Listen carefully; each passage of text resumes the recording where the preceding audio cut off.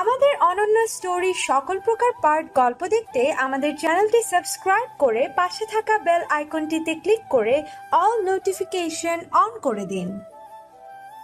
সোনামা, দেখো আমি পাখি হয়েছি, গাছের পাতায় হাঁটছি, কত মজা না? তানি দৌড়ে সিঁড়ি বেয়ে উপরে উঠে গেল। ততক্ষণে বাকিরাও হইচই শুনে ছাদে চলে এসেছে। তারাও আদ্রিতাকে ওখানে ভীষণ আটকে গেল। নোরান বোনকে বাঁচাতে দৌড়ে উপরে উঠে গেল। আবিরও ছুটল। তানি আদ্রিতাকে ধরে কিনারা থেকে সরিয়ে আনতে চাইল, কিন্তু আদ্রিতা আসবে না।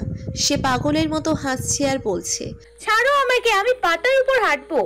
নোরান আর আবির এসে সবাই একসাথে মিলে আদ্রিতাকে জোর করে টেনে নিচে নামিয়ে আনলো।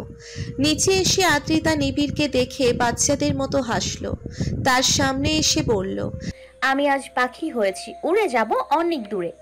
নিবিড়ের হৃৎপিণ্ডে হাজারখানা অদৃশ্য ধারালো ছুরি একসাথে যেন খচ করে বিঁধল। নিঃশ্বাস ছাড়া দায়ী হয়ে যাচ্ছে তার। নিবিড় কাঁপা কাঁপা হাতটা আদ্রিতার দিকে এগুতেই আদ্রিতা হঠাৎ জ্ঞান হারিয়ে নিচে পড়ে যেতে নিলে নিবিড় ধরে ফেলল তাকে। আদ্রিতাকে কোলে তুলে নিয়ে দ্রুত পায়ে নিচে নেমে এলো। আদ্রিতার রুমে এসে বিছানায় শুইয়ে দিল তাকে। সবাই আদ্রিতার এই অবস্থায় চিন্তায় ভেঙে পড়ল। তানি কাঁদতে কাঁদতে আদ্রিতার পাশে এসে বসল। নোরানো তার কলিজার বোনটার এই অবস্থা সহ্য করতে পারছে না। নিবিড় আদ্রিতাকে বিছানায় শুইয়ে দিয়ে ধীরে ধীরে পেছাতে লাগলো।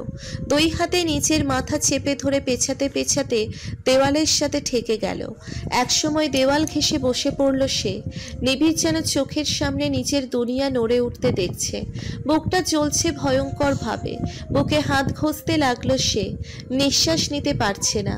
মুখ দিয়ে হাওয়া বের করে শ্বাস প্রশ্বাস স্বাভাবিক করতে চাইল সে, তবে তা যেন সম্ভব হচ্ছে না। বিছানায় অচেতন পড়ে থাকা আদ্রিতার ওই ফ্যাকাশে মুখটা তাকে বারবার দুমড়ে মুচড়ে দিচ্ছে। চোখ খুলে আদ্রিতা নিজেকে ক্লিনিকের বেডে পেল। অপরাহ্ন তার চেক আপ করছে। পাশেই চেয়ারে বিধ্বস্ত ফ্যাকাশে মুখে নিবিড় বসে আছে। আদ্রিতা মাথা চেপে ধরে উঠে বসে বলল, কি হয়েছে আমার? আমি এখানে কখন এলাম? অপরাহ্ন চোর পূর্বক হেসে বলল, আরে কিছুই হয়নি তোমার, এটা তো রেগুলার চেক আপ করছিলাম শুধু। তুমি ঘুমিয়ে গিয়েছিলে তাই হয়তো মনে নেই কখন এসেছো। আদ্রিতা দুর্বল হেসে বলল, ও আচ্ছা। আচ্ছা, আমি তোমার মেমোরি চেক করার জন্য কিছু প্রশ্ন করব, ঠিক আছে? আচ্ছা আচ্ছা বলো তো, আজ কি বার আর কোন মাস চলছে? ঠিক আজ নভেম্বর মাসের মঙ্গলবার। আমি তোমার বাসার ঠিকানা আর ফোন নাম্বার বলো তো। আদ্রিতা ঠিকানাটা ঠিক বলল, তবে নাম্বারটা বলতে গিয়ে আটকে গেল। নাম্বার মনে করতে পারল না। অপরাহ্ন বলল, আচ্ছা ব্যাপার না, তুমি কোন কলেজে পড়ো? কেন? আদ্রিতা আটকে গেল। মনে করতে পারছে না কলেজের নাম। এভাবে অপরাহ্নের আরো অনেক প্রশ্নের উত্তর দিতে গিয়ে আটকে গেল সে সব মনে নেই তার। সেসব দেখে নিবিড়ের হাত পা কাঁপছে, হৃৎপিণ্ড চিপে আসছে তার। আদ্রিতা নিজেও ওসব মনে করতে না পেরে বিস্মিত হয়ে গেল। তবে অপরাহ্ন তাকে অজুহাত দিয়ে বুঝিয়ে দিল সে ঠিক আছে। অপরাহ্ন আদ্রিতাকে বাইরে নিয়ে বসতে বলল। আদ্রিতা বাইরে যেতেই অপরাহ্ন নিবিড়ের উদ্দেশ্যে বলল, দেখো, শান্ত হয়ে আমার কথা শোনো। আগেই হ্যাঁ প্রশ্ন।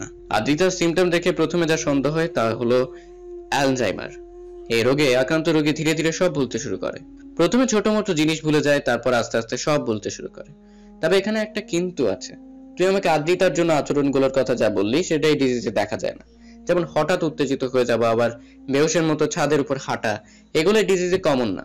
তা এক্স্যাক্টলি আদ্রিতার সমস্যাটা কি তা আগেই বলা যাচ্ছে না। ওর ব্লাড স্যাম্পল নিয়েছি, সেগুলো ল্যাবে পরীক্ষা করাবো। আর এটা এমআরআই করাতে হবে। 2 দিন লাগবে টেস্টের রিপোর্ট আসতে। এসবের রেজাল্ট দেখে আসল বিষয়টা বোঝা যাবে। নিবিড়ের শ্বাসতন্ত্রে যেন জমাট বেঁধে গেল। আতঙ্কে হৃৎপিণ্ড হিম হয়ে যাচ্ছে তার। আতঙ্কের ভয়াবহ ধারালো কাঁটা যেন প্রতিটি স্নায়ুকোষে বিঁধে যাচ্ছে। সর্বশক্তি হ্রাস পাচ্ছে নিবিড়ের। চোখ বুজে নিজেকে অনেক কষ্টে সামলে নিয়ে বাইরে বের হলো। বাইরে আদ্রিতা তানির কাঁধে মাথা রেখে বসে আছে। তানহাও আছে সাথে। আসার সময় ওরা সাথে এসেছে।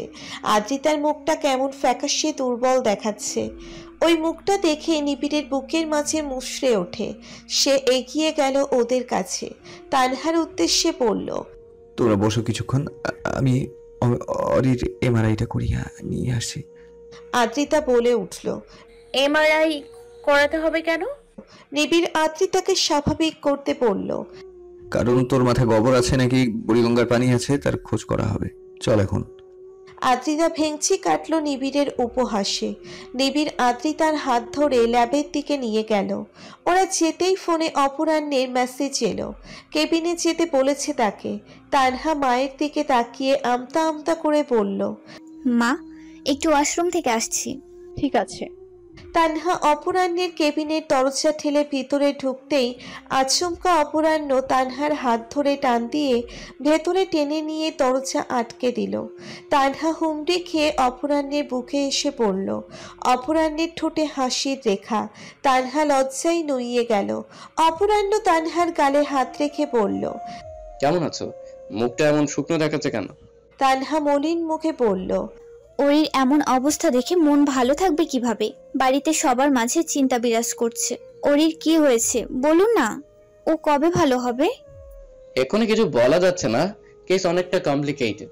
তবে চিন্তা করো না, সব ঠিক হয়ে যাবে। আমাদের অরি আবারও প্রাণ চঞ্চল হয়ে যাবে। তানহা অপরাহ্নের বুকে মাথা ঠেকিয়ে বলল, তাই যেন হয়। ওরি আমাদের পরিবারে যান, ওর কিছু হয়ে গেলে সবাই ভেঙে পড়বে। অপরাহ্ন মনে মনে বলল, শুধু ভেঙে পড়বে না, অনেক কিছু হলে নিবিড়ও বাঁচবে না, এটা সে খুব করে জানে। ক্লিনিক থেকে দুপুরের দিকে বাসায় ফিরল ওরা। নিবিড় ওদের বাসায় রেখে অফিসে চলে যায়। জরুরি একটা মিটিং রয়েছে, তাই যেতে হয়েছে। না হলে নিবিড়ের যাওয়ার ইচ্ছে ছিল না মোটেও। বাসায় তানি আদ্রিতাকে রুমে গিয়ে একটু আরাম করতে বলল। আদ্রিতা মাথা নেড়ে উপরে চলে গেল। তানি তানহাকে আস্তে করে বলল আদ্রিতার সাথেই থাকতে। ওকে একা রেখে ঠিক হবে না। তানহা মাথা নেড়ে সম্মতি জানালো। ওরা যেতেই তানি দুপুরে রান্নার আয়োজনের জন্য রান্নাঘরের দিকে এগোলো। তানহা আদ্রিতার রুমে কিছুক্ষণ বসে থাকলো। একটু পরে আদ্রিতা ঘুমিয়ে যেতেই দেখলো সে। তানহা ভাবলো আদ্রিতা যেহেতু ঘুমিয়ে গেছে, এই সুযোগ গিয়ে একটু গোসলটা সেরে ফেলা যাক। এই ভেবে তানহা আদ্রিতাকে রেখে দরজা চাপিয়ে দিয়ে চলে গেল। মিটিং শেষ করে 2:30টার দিকে নিবিড় দ্রুত বাসায় ফিরে এলো। মিটিং শেষ করে বাসায় আসার সময়টুকুই যেন অসহ্য লাগছিল নিবিড়ের কাছে। বাসায় ফিরেই দ্রুত পায়ে উপরে উঠে আদ্রিতার রুমের দিকে এগুলো। মেয়েটাকে ঠিক না দেখা পর্যন্ত শান্তি হবে না তার কিছুতেই। আদ্রিতার রুমের দরজা ঠেলে ভেতরে ঢুকলো নিবিড়। তবে রুমের কোথাও কাঙ্ক্ষিত মুখটার দেখা পেল না সে। রুমের চারিদিকে চোখ বুলিয়ে দেখলো আদ্রিতা কোথাও নেই। বাইরে আছে ভেবে নিবিড় ফিরতে নিলেই হঠাৎ মেঝেতে পানি দেখতে পেল সে। পানির উৎস খুঁজতে গিয়ে দেখলো পানি ওয়াশরুম থেকে আসছে। তা দেখে ভ্রু কুঁচকে আসলো নিবিড়ের। এভাবে পানি করিয়ে আসার কারণ খুঁজতেই নিবিড় ওয়াশরুমের দরজায় নক করতে গিয়ে দেখলো দরজা লক করা নেই। তবুও নিবিড় একবার নক করে বলল, হরি, তুই কি ওয়াশরুমে আছিস? এত পানি আসছে কেন? ভেতর থেকে কোনো জবাব এলো না। নিবিড়ের এবার খটকা লাগলো। সে দরজা ঠেলে এবার ওয়াশরুমের ভিতরে ঢুকে দেখলো পানি আসার কারণ। অতঃপর যা দেখলো তাতে অন্তরাত্মা ভয় আঁতকে উঠল তার। ওয়াশরুমের বাথটাবের পানির ভিতর ডুব দিয়ে আছে আদ্রিতা। ট্যাপের পানি বাথটাবের ভরে গিয়ে গড়িয়ে পড়ছে নিচে। বাথটাবের পানির ভিতর শুয়ে থেকে থরথর করে কাঁপছে আদ্রিতা। মুখ একেবারে সাদা, রক্ত শূন্য হয়ে আছে। আদ্রিতার এই অবস্থা দেখে নিবিড়ের হৃৎপিণ্ড যেন আতঙ্কে ঝংকারিত হয়ে দেহান্তর করল। ভয়ার্থ কণ্ঠে উচ্চস্বরে চিল্লিয়ে বলল সে। হরি। পাগলের মতো ছুটে গিয়ে নিবিড় পানির ভিতর থেকে আদ্রিতাকে 2 হাতে পাজা কোলে তুলে নিয়ে ওয়াশরুমের থেকে বেরিয়ে এলো। আদ্রিতা থরথর করে কাঁপছে শুধু। নিবিড় আদ্রিতাকে বিছানায় শুইয়ে দিয়ে গালে হালকা ঝাঁকিয়ে উদ্বিগ্ন অস্থির কণ্ঠে বলল, পুতুল সোনা, পানিতে কেন ডুবেছিলি তুই? তোর কিছু হয়ে যেত যদি। এমন কেন করছিস তুই? ততক্ষণে নিবিড়ের চিল্লানো শুনে তানি সহ বাকিরাও দৌড়ে এলো আদ্রিতার রুমে। আদ্রিতার এই অবস্থা দেখে তারাও উদ্বিগ্ন হয়ে গেল। তানি জলদি তোয়ালে এনে আদ্রিতার শরীর মুছে দিল। সবাইকে দেখে বলে আদ্রিতার ভেজা কাপড় পাল্টে দিল। কিন্তু আদ্রিতা কেমন ছটফট করছে এখনো। বিড়বিড় করে বলছে, পানিতে যাব আমি। নিবিড় আবার এসে বলল আদ্রিতার কাছে। আদ্রিতার হাত নিচের হাতের মুঠোয় নিয়ে নরম সুরে বলল, কি হয়েছে পুতুল? আমাকে বল, কেমন লাগছে তোর? কোথায় খারাপ লাগছে?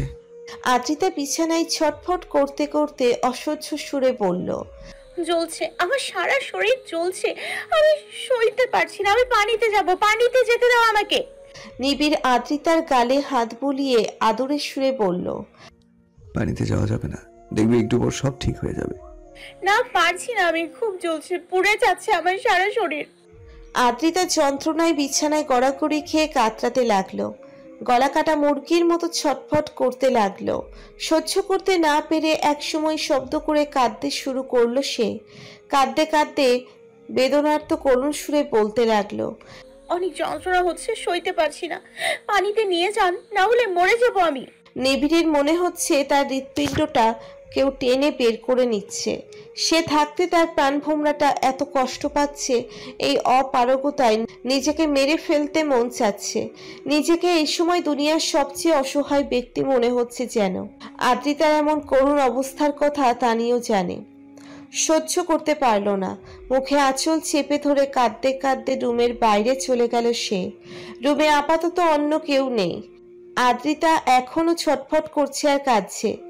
আদ্রিতা নিবিড়ের উদ্দেশ্যে নিদারুণ সুরে বলল, নিবিড় ভাইয়া প্লিজ কিছু করুন, আমি আর সহ্য করতে পারছি না, আমাকে পানিতে নিয়ে চলুন, না হলে মরে যাব আমি এক্ষুনি।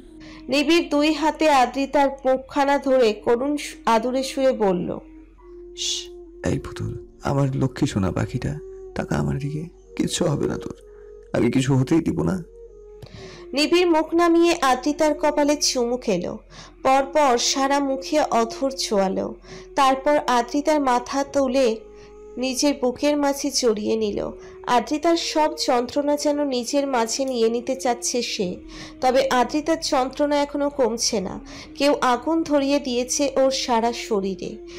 পরুণীর যন্ত্রণা সইতে না পেরে আদ্রিতা নিবিড়ের বুকের অংশে সজোরে কামড় দিয়ে ধরল এবং কামড় দিয়ে ধরেই রইল। যন্ত্রণায় হুঁশ হারা আদ্রিতা শরীরের সব শক্তি প্রয়োগ করে কামড় দিয়ে ধরে রইল। দাঁতগুলো সব চামড়ার ভেতর গেঁথে গেল। আদ্রিতার এমন ঘাতক কামড়ে নিবিড়ের সমস্ত লোমকূপ কাটা দিয়ে উঠল। তবুও তাতে দাঁত পিষে নিবিড় চোখ বন্ধ করে চুপচাপ সব সহ্য করল। এই ব্যথা আদ্রিতার সামনে কিছুই না। আদ্রিতার ওই ছটফট করা বেদনার্ত অবস্থা দেখাচ্ছে এই ব্যথাও ভালো। এতে যদি ওর পুতুলটার যন্ত্রণা কমে, তাহলে ওর চেয়ে 1000 গুণ ব্যথা সে হাসতে হাসতে সইতে রাজি হবে। এটাই তো তার দোয়াতে সর্বদা চাওয়া। আদ্রিতার সব কষ্ট নিবিড়ের ঠিকানা হয়ে যাক। প্রায় 5 মিনিট ধরে এভাবে কামড়ে ধরে রাখলো আদ্রিতা। নিবিড়ের মুখমণ্ডলে ব্যথার লাল আভা ফুটে উঠেছে। দাঁত কিরমির করতে করতে কপাল আর গলার রগ ফুলে উঠেছে। অনেকক্ষণ এভাবে থাকার পর ধীরে ধীরে আদ্রিতার দাঁতের দৃঢ়তা কমে এলো। বুক থেকে দাঁত সরিয়ে ফেললো আদ্রিতা। আস্তে আস্তে শরীর ছেড়ে দিল তার। দুর্বল ক্লান্ত হয়ে মাথা এলিয়ে দিয়ে হাঁপাতে লাগলো। নিবিড় আদ্রিতার মাথায় হাত বুলিয়ে দিল। দুর্বল শরীরে একসময় ঘুমিয়ে গেল আদ্রিতা। নিবিড় তা বুঝতে পেরে আস্তে করে আদ্রিতাকে বালিশে শুইয়ে দিল। মায়াময় করুণ চোখে তাকিয়ে রইল আদ্রিতার রুগ্ন মুখ পানে। ছোটবেলায় আদ্রিতার জ্বর হলে নিবিড় বৃষ্টিতে ভিজে নিজেরও জ্বর বাঁধাতো। ভাবতো তাহলে আদ্রিতার জ্বরও ওর কাছে চলে আসবে। এতে করে আদ্রিতার কষ্ট ওর মাঝে চলে আসবে আর ওর পুতুলটা হাসি খুশি হয়ে যাবে। কিন্তু আজ সে ওই কাজটা করতে পারছে না সে আদ্রিতার সব কষ্টটা নিজের করে নিয়ে আদ্রিতাকে আগের মতোই প্রাণচঞ্চল করে দিতে। আর এই অপারগতায় নিবিড়কে ভেতর থেকে শেষ করে দিচ্ছে। লাখো লাখো বিষাক্ত বিচ্ছুর দল চারিদিকে লোক থেকে ঝেঁকে পড়ে ওর ভেতরটা হৃৎপিণ্ড ছিন্ন ভিন্ন করে খাচ্ছে। এই যন্ত্রণা অসহনীয়। নিবিড় সব সইতে পারে, শুধু এই জিনিসটাই সহ্য সীমার বাইরে। নিবিড় অপরাহ্নের আদ্রিতার রিপোর্ট এসেছে। অপরাহ্ন সব রিপোর্ট দেখে কিছুটা বলল।